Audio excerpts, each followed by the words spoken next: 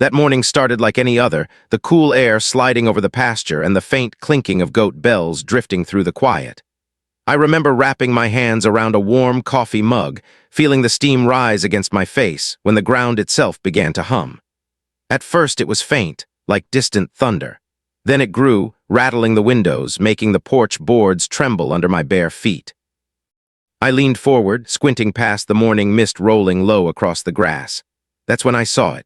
Not one, not two, but a whole line of charter buses crawling up the gravel drive like some slow-moving army. 10 of them. Their diesel engines coughed heavy black clouds that smeared across the clear sky. For a second, I thought maybe some tour group had taken a wrong turn off Route 17. But then the first bus screeched to a halt right at my gate, and the others stacked up behind it like dominoes. The doors hissed open in unison, and what spilled out next made me nearly drop my coffee. People, dozens, then hundreds. Families hauling coolers, teenagers dragging speakers, kids running with inflatable toys. Some carried folding chairs, others lugged grills. A full-on parade of strangers pouring onto my land like it was a county fair. And above them all, stretching across the crowd, was a banner so big I could read it from my porch. HOA Summer Mega Festival. My stomach sank, because I hadn't agreed to host anything except my goats and a couple of barn cats. At the center of the chaos stood her, Marcia Delaney, HOA president from across the road, always in some blinding outfit, always with a clipboard glued to her hand. That morning she wore a neon pink blazer so loud it could have scared the birds out of the trees. She raised a megaphone to her lips, and even over the commotion I heard her voice slice the air. Welcome, everyone. Today we reclaim community space from selfishness. Selfishness, that word stung sharper than the cool air in my lungs. She wasn't just trespassing. She was painting me as the villain of her little morality play. For months, Marcia had been on a crusade to pull my property into her HOA kingdom. She sent letters about my barn being the wrong color. She complained about my goats like they were some violation of suburban order. She even accused me of illegal vehicle storage because I parked my old Ford by the fence line. Every note, every so-called citation, was designed to corner me into surrendering my independence. But I never budged. I had seen this coming. 2 weeks earlier, flyers appeared in the neighborhood mailbox cluster. They advertised this exact festival, complete with a map that painted my pasture as if it already belonged to the HOA. That was when I knew Marcia wasn't bluffing anymore. So I prepared. I reinforced the steel gate, installed a lock tied straight to my phone, and repositioned my security cameras for full coverage.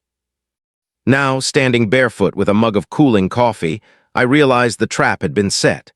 And Marcia had marched 10 buses worth of witnesses straight into it. I slipped on my boots, the gravel crunching underfoot as I stepped off the porch. The closer I got, the more absurd the scene became. Folding tables snapped open. Grill lids slammed down. Kids chased one of my goats, who bleated in panic before darting away. My quiet land was suddenly a carnival. And there, on a makeshift stage of lawn chairs, Marcia beamed like she was queen of the county. "Thank you to our generous host," she crowed into the megaphone, gesturing toward my house as if I had invited this circus. Some clapped. Others shifted uneasily, eyes darting between me and her. I checked my phone. 8:59 a.m., 1 minute until showtime. My thumb hovered over the lock screen. The steel gate loomed behind the buses, its motor waiting. One press would slam it shut. And then the real show would begin. I passed clusters of families, some nodding politely, others avoiding my eyes. Near the edge of the crowd, I spotted someone familiar, David Mercer, a zoning clerk from the county office. Months ago, he'd warned me quietly that Marcia had her eyes on my land and was twisting buffer zone laws to get it. Now he sat uncomfortably in a folding chair, trying to look invisible. As I passed, he muttered, barely moving his lips. "This isn't public land," she lied. I gave him the smallest nod. 900 on the dot. My thumb tapped the screen. The sound was small but final, a heavy metallic thunk as the gate motors engaged. The steel arms swung inward, groaning until they slammed together with a clang that echoed across the drive. A red keypad light blinked, sealing the lock. Confusion rippled instantly through the crowd. Parents looked back at the gate. Bus drivers shifted nervously. Even the kids fell quiet. And Marcia, oh, she froze mid-sentence. Her megaphone squealed feedback as her voice cracked. What's going on? I leaned against a fence post, lifted my mug, and spoke just loud enough for everyone to hear. You're on private property, 10 buses worth of uninvited guests. That's trespassing. My words dropped into the air like stones into water, and just like ripples spreading across a pond, I could see the unease begin to spread across the crowd. The trap was sprung. The silence after that gate slammed shut was heavier than the roar of those diesel engines. For a few long seconds, nobody moved. People just stared at the blinking red light on the keypad as if hoping it might suddenly turn green again. Then the murmurs started, parents asking where the water was, kids whining that they were hot, teenagers pulling out their phones, already filming.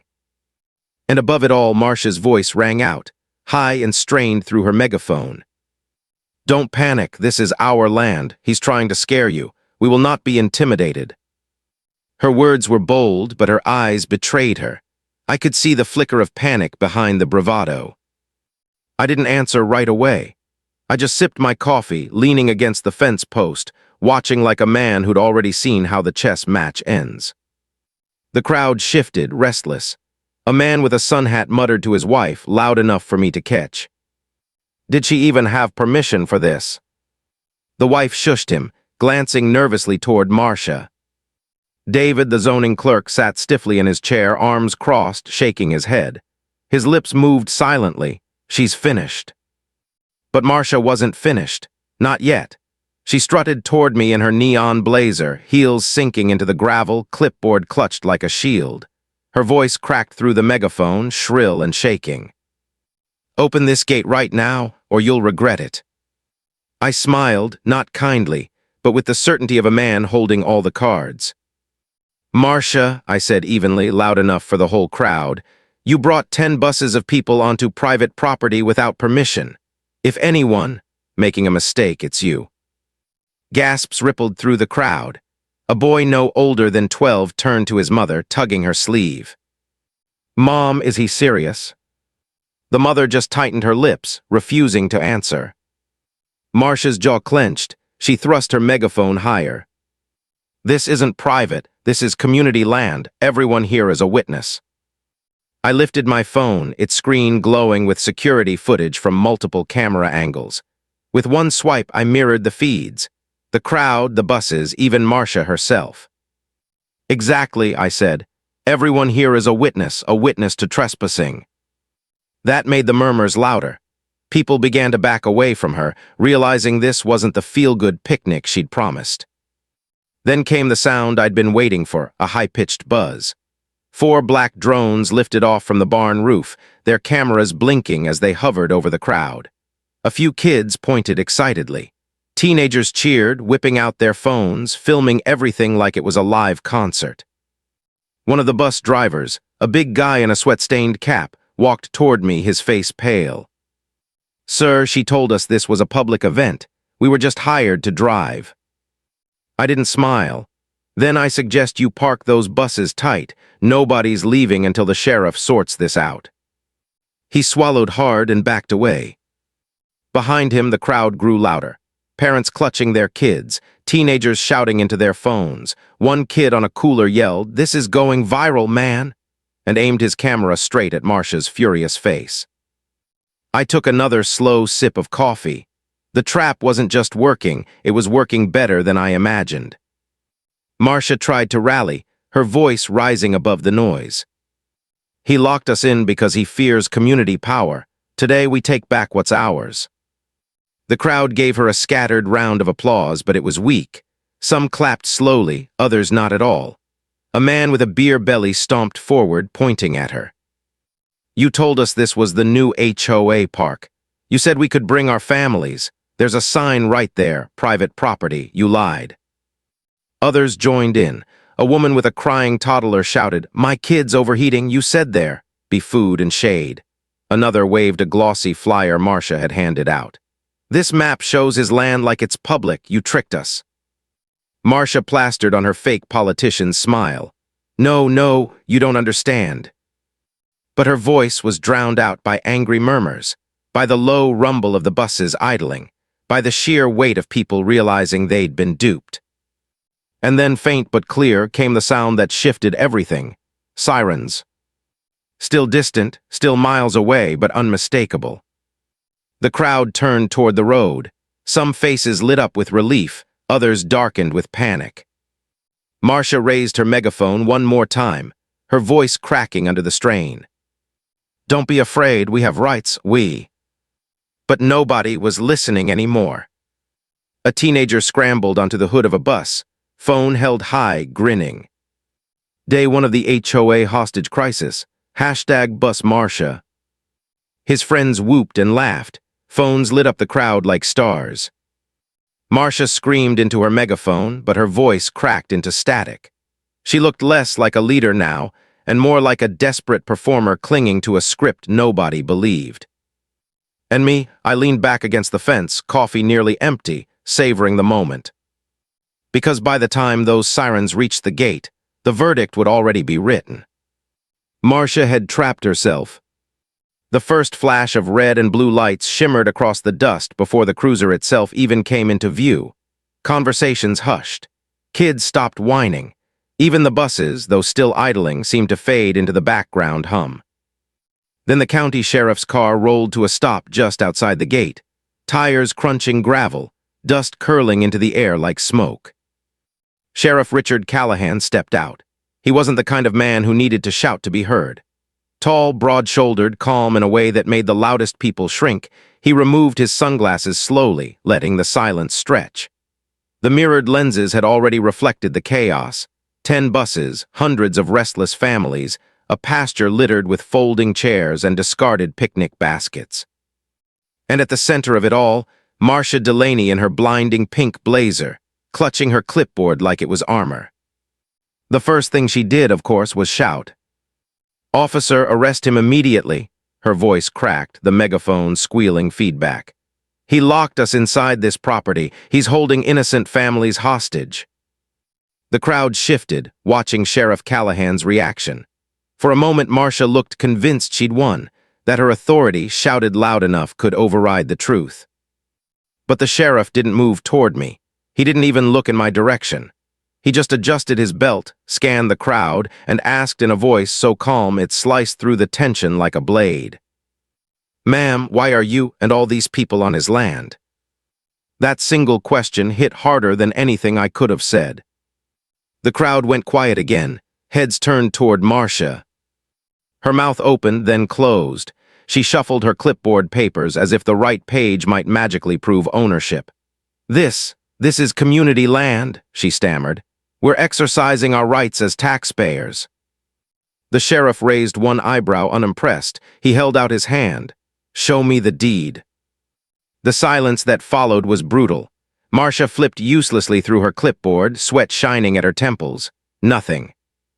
Finally, the sheriff turned his gaze toward me. "You got paperwork." I had been waiting for this. Calmly, I stepped forward and handed him the folder I'd carried since the first bus rolled in. Inside, title deeds, tax receipts, survey maps, even a letter from the zoning office confirming my property would never fall under HOA jurisdiction. Sheriff Callahan flipped through it, nodding slowly. "That'll do." The murmurs from the crowd swelled. A man shouted, "You lied to us, Marcia." A woman waved one of the flyers she'd passed out. "You told us this was the new HOA park." Marcia's face drained of color under the makeup.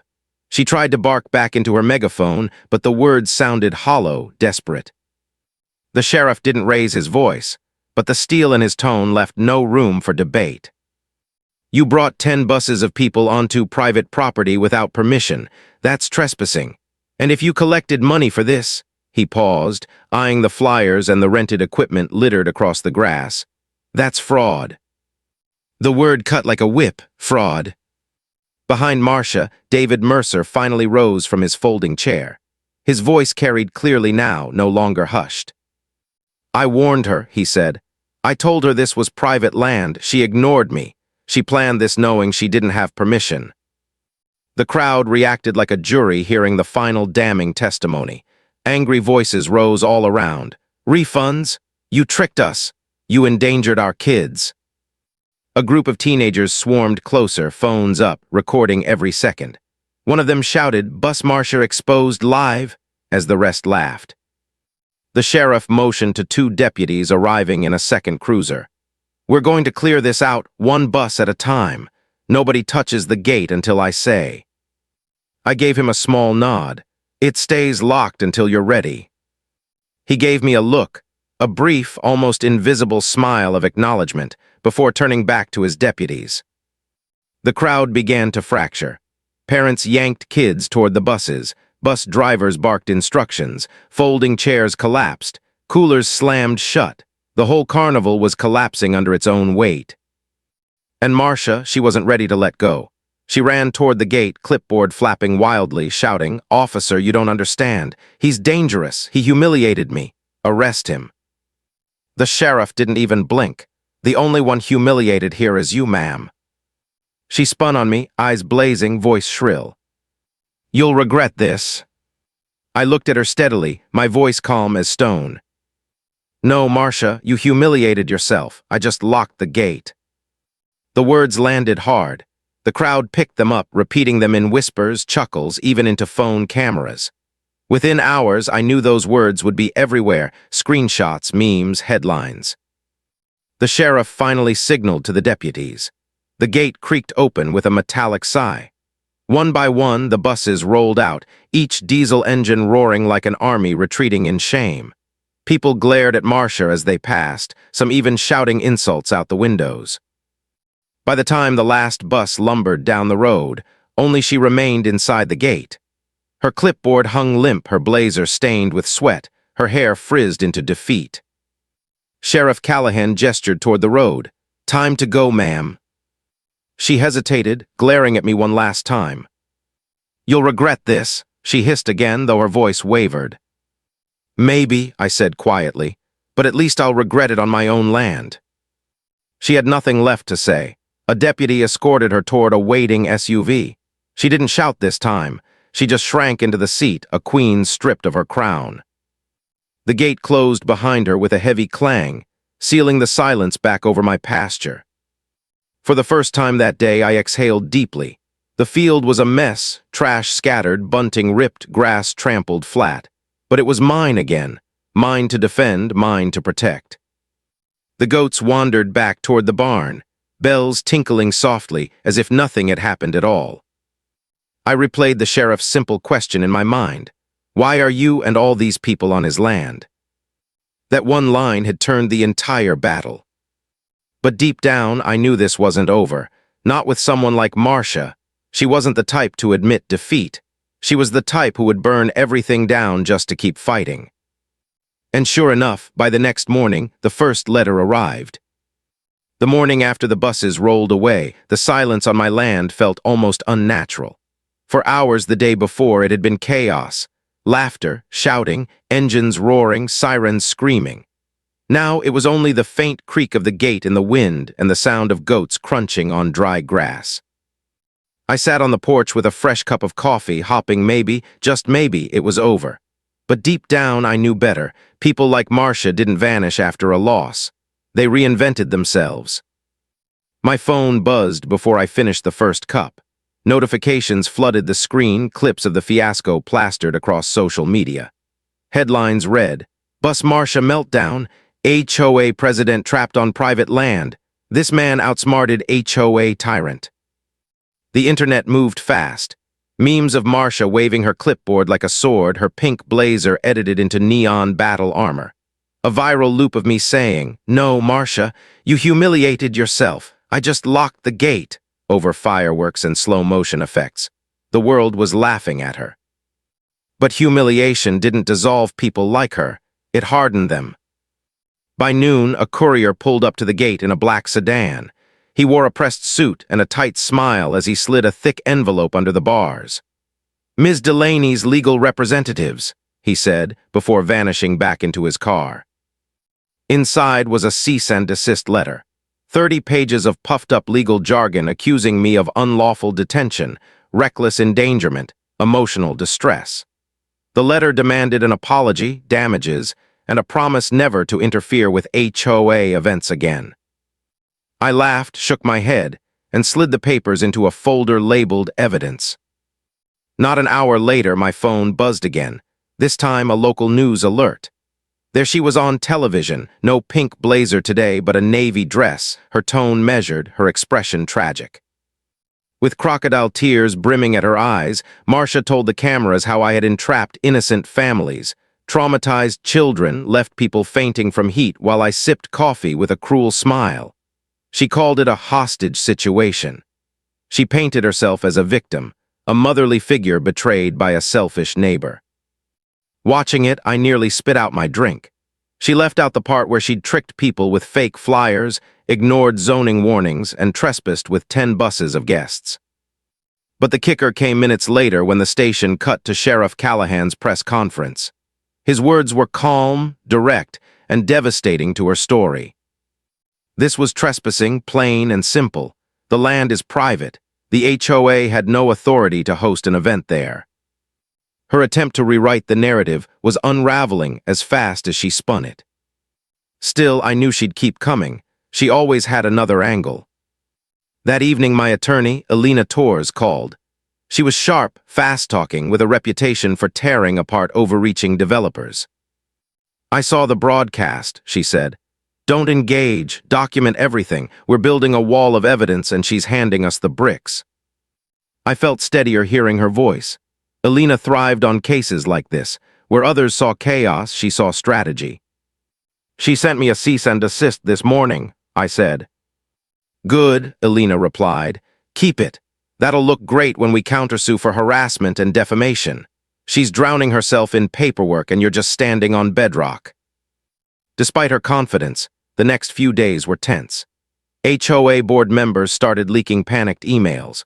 Rumors spread that Marcia had paid for the buses, flyers, even catering deposits out of HOA funds without approval. Residents sent me anonymous messages apologizing, admitting they'd been misled. Some even attached screenshots of her private group chats where she bragged about teaching the rancher a lesson. The scandal snowballed. Local anchors chuckled as they reported on Bus Marcia. Radio hosts joked about HOA meetings held in cattle pens. Editorials in the county paper flatly declared, "This is what happens when entitlement meets property lines." But Marcia wasn't letting go. She held her own press events outside the HOA clubhouse, reporters, cameras catching her as she passed out glossy pamphlets. She framed herself as a champion of community rights battling a selfish land baron. It didn't stick. Her crowds were thinner each time. Neighbors weren't buying it anymore. Then one afternoon, a knock came at my gate. It was Gregory Holt, a former HOA board member, his hands trembling as he held out a USB drive. "I can't do this anymore," he muttered. "You'll want to see these." That night, I plugged it into my laptop. Dozens of emails and documents appeared on the screen. Marcia's name was everywhere. Plans to annex my land, proposals to inflate dues. Bank transfers into an account labeled Community Growth Initiative, but the routing number traced to her personal account. I leaned back in my chair, stunned. It wasn't just me. She'd been scheming against half the neighborhood. When I sent the files to Alina, she laughed. "This is it. She's finished. If she so much as breathes in your direction again, we'll bury her in court." The scandal hit harder than any lawsuit I could have filed. Within a week, the HOA board convened an emergency meeting. By the end of the night, Marcia had been stripped of her presidency. They launched an internal investigation into misused funds. Neighbors whispered about her house being listed for sale. The once proud pink blazer general was unraveling in front of everyone she had tried to impress. That night, standing on my porch, I watched the cool air roll across the pasture. My goats grazed quietly, their bells a soft hymn of calm. The steel gate glinted in the moonlight, unyielding, exactly as it had when I locked it on those buses. But even in her downfall, I couldn't shake the truth. Marcia wouldn't fade quietly. She'd never been the kind to admit defeat. And sure enough, before the week was out, she found a new way to strike back. It would have been easy to believe it was over. The HOA stripped her of power, neighbors turned their backs, and the internet mocked her relentlessly. But people like Marcia don't vanish when their crown is taken. They sharpen the edges. The first sign came 3 nights later. It was just past midnight when the crunch of tires on gravel jolted me awake. I slid on boots and grabbed a flashlight, stepping out into the cold. The air was still, except for the sound of an engine idling somewhere beyond the tree line. My goats stirred nervously in the barn. The beam of my flashlight caught it, a black SUV parked just outside the gate. Windows tinted, engine running. Nobody stepped out. Nobody rolled down a window. It just sat there, watching. I stood at the gate with the flashlight steady on its windshield. A long minute passed. Then, slowly, the SUV backed up and disappeared into the night. The next morning, I checked the cameras. The SUV had circled the property twice before parking. No plates I could make out, but the silhouette in the driver's seat was unmistakable. Marcia. I saved the footage and sent it to Alina. Her reply came within minutes. "She's trying to rattle you. Don't bite, keep logging everything." But rattling was exactly what she intended. Within days, little things began happening. My mailbox was left open, its contents dumped into the dirt. A dead fish appeared at the end of my driveway. My fence gate, separate from the steel one, was left unlatched one morning, my goats wandering dangerously close to the road. Each incident on its own could have been brushed off as coincidence. Together, they spelled one name. Neighbors whispered when I walked past. Some apologized quietly, swearing they hadn't known how far she'd go. Others avoided me entirely, afraid of being caught on the wrong side of her wrath. Then came the drones. I noticed one hovering late one afternoon, buzzing low above the barn. It wasn't mine. Its lens tilted toward me as I hauled hay, the red recording light blinking. When I moved toward it, it zipped off, skimming the treetops. That night, 2 more appeared. One at the far fence line, another over the driveway, always recording, always just out of reach. By the 3rd day, I'd had enough. I marched to the sheriff's office with a folder of footage. Callahan leaned back in his chair, rubbing his temples as I laid out the videos. "She's escalating," he said flatly. "Lost her position, lost her face, and now she wants payback." "What can we do?" I asked. He sighed. "We'll send a warning. If it keeps up, she'll get charges. But men like me need clean proof. You just keep collecting it." So I did. The next week became a chess game. She sent drones. I installed signal jammers. She dumped trash on my road. I set up cameras at every angle. She left anonymous letters on my fence posts filled with insults and threats. I filed each one into a neat folder marked Exhibit A. And all the while, she grew bolder. One evening, I spotted her at the edge of the property, standing beyond the steel gate. Not in a car this time, not hiding in the shadows. She stood there in broad daylight, pink blazer replaced with a dark coat, staring straight through the bars. I walked down the drive slowly, gravel crunching under my boots, the creak of the gate louder with each step. "What do you want, Marcia?" I asked, voice low. Her lips curled into something between a smile and a snarl. "You think you won, but you embarrassed me. You ruined everything I built, I don't forget that. You did that to yourself." Her eyes burned, unblinking. "I'll outlast you. People like me always outlast people like you." I didn't answer. I just pulled out my phone, recording, making sure her words were saved. She noticed, sneered, and finally turned away, vanishing into her SUV without another word. That night I couldn't sleep. Her face, her voice, her certainty, it echoed. Maybe she'd lost the HOA, maybe she'd lost her reputation, but what lingered was more dangerous: obsession. Alina called the next morning. "She's cornered," she said. "Cornered people are reckless, stay vigilant." The recklessness showed itself 2 days later. I woke to the sound of glass shattering. Rushing outside, I found one of my barn windows smashed, rocks littering the floor inside. Spray painted across the siding in sloppy red paint were 3 words. "This is ours." For a moment, rage boiled hot in my chest, but I forced myself to breathe, to document. Photos, video, reports filed with the sheriff. My goats were safe. That was what mattered. By evening, cleanup crews scrubbed the paint, replaced the glass. And I sat on the porch again, sipping coffee, watching the sun drop low behind the trees. Her campaign had shifted from public spectacle to private war. She wasn't fighting for land anymore, she was fighting for her pride. And that made her unpredictable. The viral story had painted me as the man who locked the gate, who held firm against the HOA bully. But what nobody saw was the price afterward, the constant vigilance, the paranoia of headlights in the dark, the exhaustion of waiting for the next attack. Yet somewhere in the middle of it all, I realized something important. Marcia thought she was breaking me down, wearing me thin. But every rock through a window, every drone buzzing overhead, every petty act only built my resolve higher. She was proving my point better than I ever could, that her hunger for control would consume her before it ever consumed me. Still, as the days stretched on and the tension thickened, I knew one thing with certainty. The worst was still coming. The first subpoena arrived on a Wednesday, tucked inside a plain envelope but heavy enough that I knew what it was before opening it. Marcia had filed suit against me in county court. Claims of harassment, unlawful imprisonment, property damage, even loss of reputation.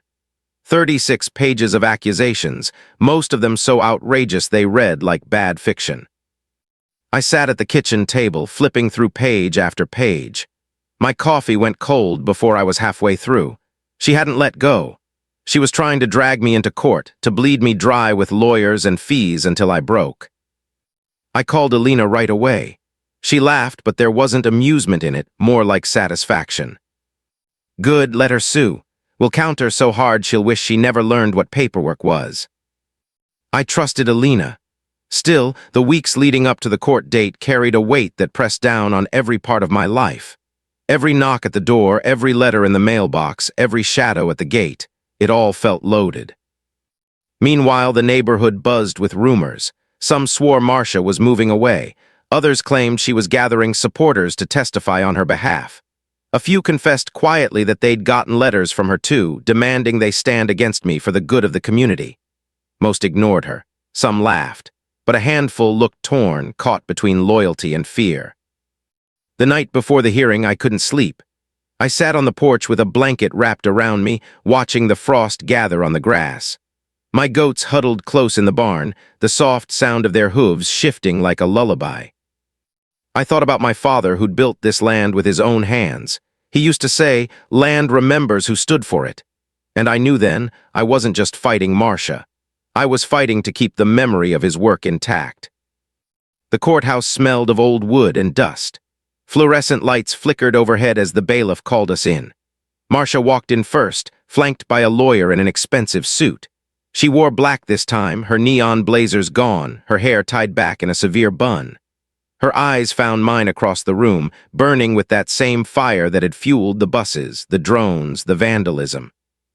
When the judge entered, everyone rose. My palms were damp, but Alina stood beside me calm as stone. She whispered, "Let her dig her own grave." Marcia's lawyer opened with drama, painting her as a noble leader betrayed by a cruel neighbor. He described me as paranoid, aggressive, unstable. He held up pictures of the locked gate, of families sitting in folding chairs, of children crying, all carefully framed without context. Marcia dabbed at her eyes with a tissue at just the right moments. A performance, every bit of it. Then it was Alina's turn. She didn't raise her voice. She didn't dramatize. She laid out facts like stepping stones, deed documents, zoning letters, video footage of trespass, the sheriff's testimony, drone harassment, vandalism photos. She played Marcia's own recorded words in court. "You ruined everything I built. I don't forget that." The jury leaned forward when Alina projected the emails from the USB Gregory had given me. Proof of fraud. Proof of stolen HOA funds. Proof that the entire festival had been built on lies. Marcia's face cracked then. Her composure slipped as Alina's calm voice dismantled every piece of her story. When it was my turn to testify, I told it plain. No dramatics, no speeches. I described the morning the buses rolled in, the steel gate, the sheriff's question that turned everything. I told them about the nights with SUVs outside my fence, the drones, the paint, the rocks through glass. "I don't want her land," I said quietly. I don't want her power. I only want what's already mine to be left alone. That's all I ever wanted. The silence in the courtroom was heavy. The judge scribbled notes. Jurors shifted uncomfortably, some glaring toward Marcia. Her lawyer tried to recover, but the damage was done. Each time he pressed me, Alina objected, and the judge sustained. Each time Marcia shook her head or muttered, the bailiff warned her. By the end of the second day, it was clear to everyone but her. She had lost. The verdict came quickly. My countersuit for harassment and defamation was upheld. Her claims were dismissed outright. The judge ordered her to pay damages as well as legal costs. When the gavel fell, I let out a breath I hadn't realized I was holding. Marcia didn't. She exploded. She shot up from her chair, shouting at the judge, at me, at the jury. "This isn't over. You're all blind. He's manipulating you. You'll regret siding with him." The bailiff stepped forward, hand near his holster, and she finally fell silent. Her lawyer sank into his seat, shaking his head. Outside the courthouse, reporters swarmed, cameras flashed, microphones shoved forward. "How does it feel to win? Do you think she'll appeal? What's next for you?" I kept my answer simple. "I just want to go home." Back at the ranch, the air felt lighter. The gate creaked in the wind, the grass swayed, the goats grazed as if nothing had changed. And maybe, in a way, nothing had. The land was mine yesterday, and it was mine today. But I knew one thing with certainty. For Marcia, losing in court wasn't the end. For people like her, it was just another excuse to find darker paths. And when I saw headlights pause at the end of my drive that night before disappearing into the dark, I knew the war hadn't truly ended. The court verdict should have been the end. Most people would have taken the loss, paid their fines, and slunk into the background. But Marcia Delaney wasn't most people. In the weeks after the trial, she grew quieter in public but louder in the shadows. Her house across the street, once manicured with HOA perfection, now looked like a fortress. Curtains drawn, lights flicking on and off at odd hours. Cars with out-of-state plates parked in her driveway, staying for hours, leaving only at night. Neighbors whispered about strange deliveries. Wooden crates left on her porch, hauled inside quickly. Contractors arriving after dark, their vans unmarked. Some swore they heard drilling, even hammering, at 3 a.m. But the strangest thing came one Saturday morning. I found a fresh set of tire tracks leading off the county road, curving around the far end of my pasture where the tree line grew thick. At first glance, it looked like someone had just turned around. But the more I studied it, the clearer it became. The tracks weren't leaving. They were circling, watching. I called Sheriff Callahan again. He met me at the gate, notebook in hand, his eyes narrowed. "She's escalating," he said. "People like this, they don't let go, not until something breaks." "She's already broken," I muttered. He gave me a look. "Then make sure it isn't you who snaps." That night, I installed motion sensors along the fence line. Floodlights lit up half the property whenever anything bigger than a rabbit moved. For a few days, it kept things quiet. Then, just after midnight on a Wednesday, the alarms went off. The floodlights snapped on, revealing a figure sprinting across the grass toward the barn. I grabbed my flashlight, heart hammering, and ran out barefoot. By the time I reached the barn, the figure was gone, but the evidence wasn't. One of the locks on the side door had been cut clean through, the chain dangling uselessly. Inside, hay bales had been kicked over, tools scattered. And there, painted in dripping red across the inside wall, "You can't win." I stood in the cold barn, breath misting in the light, the smell of spray paint burning my nose. For the first time since this began, anger twisted into something darker. This wasn't about trespassing anymore.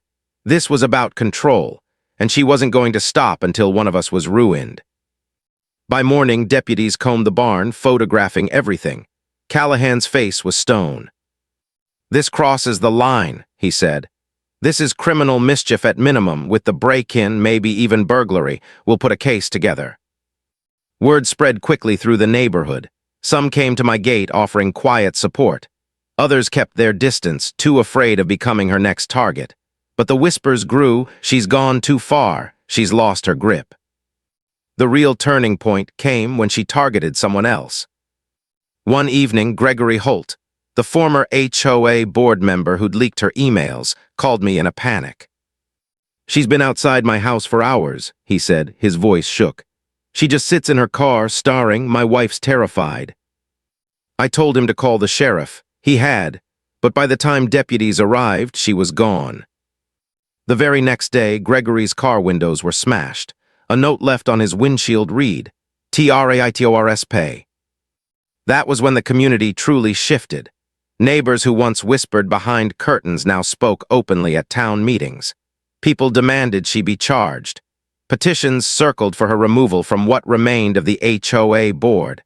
Some even called for her to be forced out of the neighborhood entirely. Marcia responded by digging deeper into paranoia.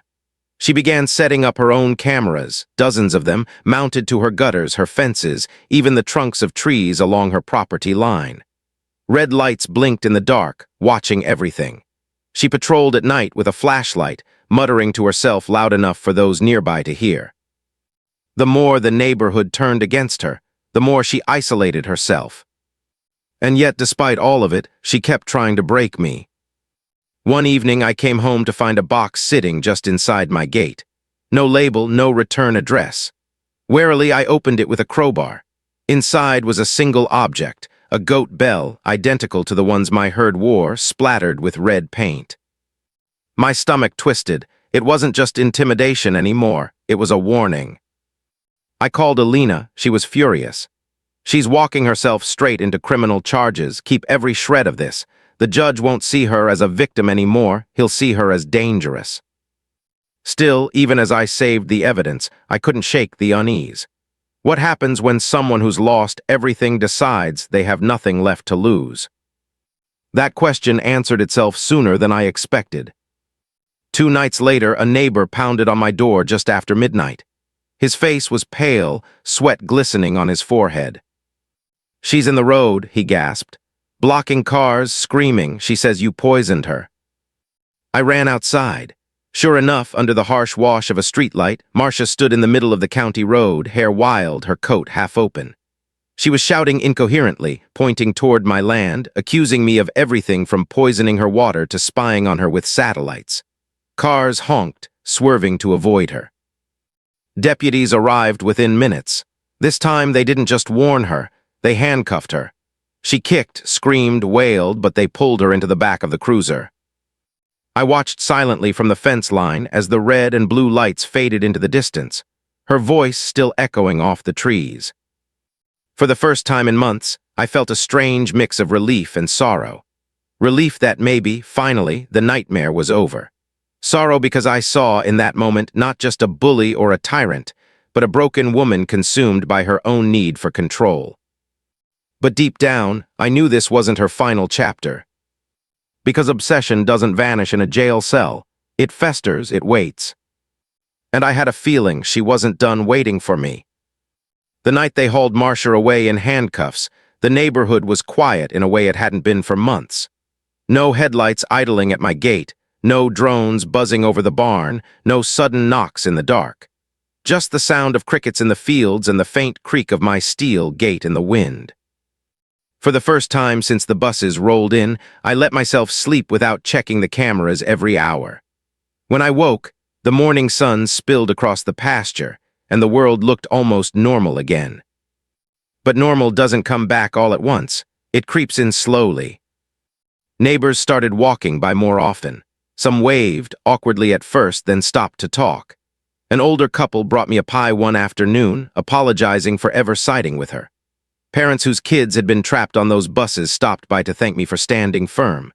Even Gregory Holt, still shaken from her threats, told me he was sleeping better knowing the sheriff had finally taken her away. Still, the shadow of her lingered. Reporters called daily, hopping for a fresh quote. Bus Marcia had become a punchline across the county, even beyond. Some people treated me like a folk hero, others like a curiosity. And though part of me wanted the attention gone, I couldn't deny the strange sense of justice in knowing her empire of fear had crumbled for everyone to see. Weeks later, I got the call from Alina. Her voice carried that same steady confidence I'd come to depend on. "They're pressing formal charges," she said. Trespassing, harassment, vandalism, disorderly conduct. It's not just civil anymore. The DA involved. I sat in silence for a long moment, letting it sink in. It wasn't about winning or losing anymore. It was about accountability. When Marcia's trial came, I didn't attend every day. I didn't need to. The community showed up in my place. Parents testified about their children crying on the buses. Neighbors spoke of intimidation, vandalism, sleepless nights. Even former board members admitted to her schemes, her lies, her obsession. The verdict was swift, guilty on multiple counts. Probation, fines, community service, and mandatory psychiatric evaluation. Some thought she got off lightly. Maybe she did. But I realized something standing outside that courthouse, watching the news crews pack up. It wasn't the punishment that mattered. It was that the truth had finally, undeniably, been spoken aloud. And for the first time, I could breathe. Back on the ranch, life found its rhythm again. The goats grazed, bells tinkling softly. The barn smelled of fresh hay instead of spray paint. The gate groaned when it swung, steady and dependable as ever. One evening, I walked the fence line at sunset, boots kicking dust, the sky painted in shades of gold and fire. I thought about all the months of chaos, of sleepless nights, of wondering what she'd do next. I thought about how close I'd come to giving in, to letting the pressure eat me alive. But I hadn't. Instead, I'd learned something about strength, not the kind that shouts or demands, but the kind that waits. That endures. That trusts the ground beneath your feet when everything else shakes. Sometimes strength looks like silence. Sometimes it looks like walking away. And sometimes it looks like locking a gate and letting people reveal themselves for who they really are. In the end, Marcia's story became less about me and more about her. Her need to control, to dominate, to bend people to her will. That was her undoing. She burned her bridges one by one until she was left standing alone in the ashes. And me, I was still here, still on the land my father built, still with goats in the pasture and dust on my boots, still free. Neighbors asked if I'd ever join the HOA now that new leadership had stepped in, promising transparency and fairness. I smiled politely, shook my head. "I'll stick with my goats," I said. They laughed, but I meant it. Because I'd learned something else too. Freedom has a price, but so does giving it up.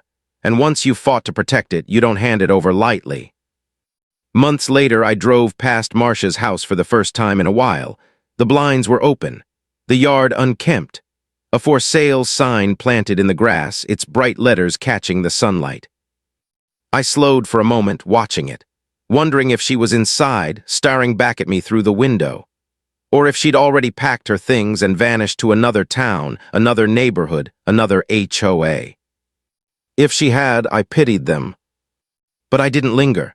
I pressed the gas, let the road carry me back toward my pasture, where the only rules that mattered were the ones written in dirt and grass and sky. That night, as the sun sank behind the barn, I poured myself a glass of bourbon and sat on the porch. The steel gate stood firm at the end of the drive, its lock catching the last light of day. I thought about everything I'd lost and everything I'd held on to.